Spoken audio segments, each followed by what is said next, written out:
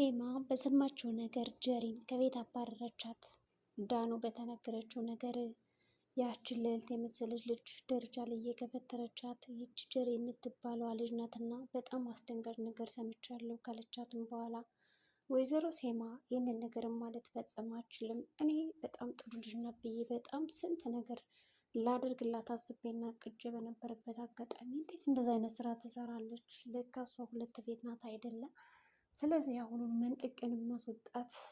ግን በመጀመሪያ ይሄንን ነገር ለወንድምሽ ለአቶ አምነው ራሱ መናገር የለብሽም፣ ጉዳዩን እኔ ፈጽመዋለሁ በማለት ዳኑን ቃል አስገብታታለች። ዳኑም ምንም ችግር የለውም በማለት ለወንድሟ ስትል ዝም ብላታለች። ነገር ግን የህፃን ነገር ይዟት ዳኑም አንዳንድ ጊዜ ያው ፈታ ለማድረግ ብላ ከቤሊ መኝታ ክፍል ሄዳ በምጨፍርበት አጋጣሚ አምነንም ነበረ ጥሩ ጊዜ እያሳለፉ እንዲሁም እየተጫወቱ በነበረበት ሰዓት የገፈተረቻት እኮ ጀሪ ናት ትለዋለች ማለት ነው። በድንገት አምልጧት ከዛ አምነንም እንዴት ይህንን ልትናገር ይቻልሽ?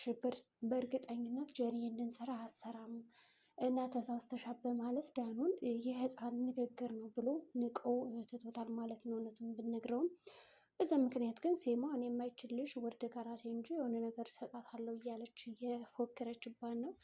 በሌላ በኩል አሁን ዳኑ የመጣችው አንደኛም ቤሊን ታማ ስለነበር ትውስታዋንም ስላጣች ትውስቷ ይመለስላታል ስለማለት ነው።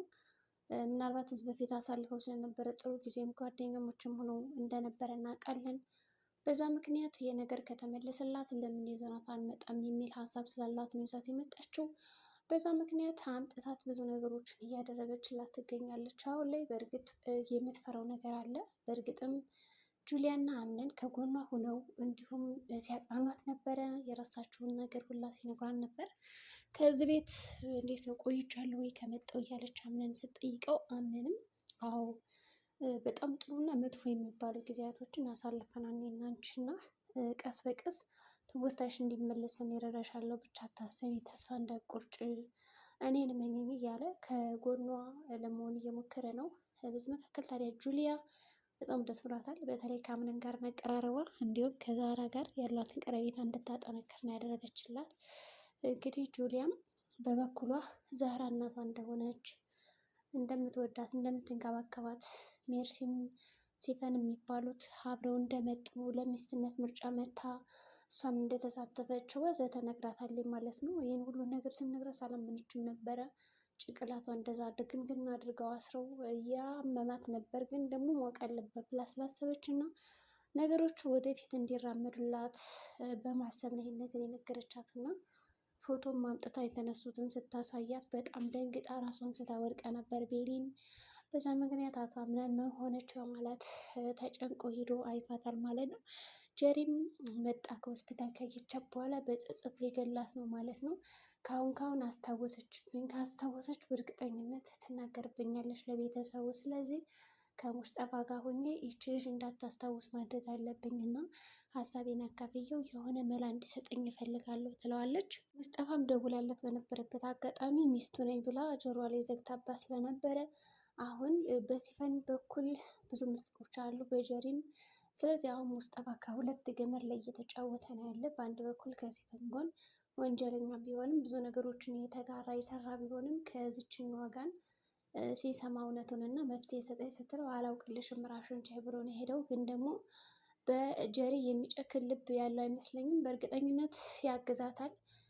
ምክንያቱም ካስታወሰች እዛ በተባረረች ማለት ከተባረረች ደግሞ ከሙስጠፋ ጋር የመገናኘት እድላቸው በጣም ትንሽ ነው እና ሙስጠፋም አንቺ ልጅ ምንድን ነው ወደድሽኝ እንዲህን ያክል የሆነ ችግር በተፈጠረ ቁጥር እኔን የምትጠሪኝ እና የምታናግሪ ሲላት እሷ ደግሞ እንደዛ አይደለም እያለች ስታናግረውም ነበረ። ሙስጠፋ ግን ገብቶታል ማለት ነው እንደፈለገችው፣ እንዲሁም ደግሞ ሌላ ነገር እንደምታደርግለት።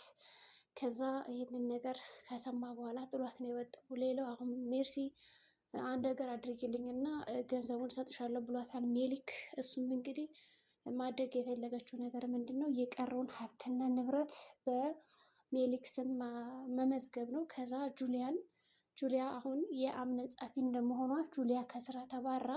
ከዛ በጁሊያ ቦታ ደግሞ ሜሊክ ሁሉን ነገር እንዲቆጣጠር እና የድርጅቱን ስራ በሙሉ እሱ አለቃ ሆኖ እንዲከናውነው ነው የፈለገ። ምክንያቱም ጁሊያ በጣም ጠንካራ ሰራተኛ እንደመሆኗ እንዲሁም ጎበዝ ታማኝ እንደመሆኗ ካሌና ማን እንደሆነ ለይታ ስለምታውቅ ይሄ ነገር እንዲጋለጥብኝ አልፈልግም ብለው ስለሚያስብ በቀላሉ ምንድን ነው ማድረግ የፈለገው ጁሊያን ከስራ ያባራታል።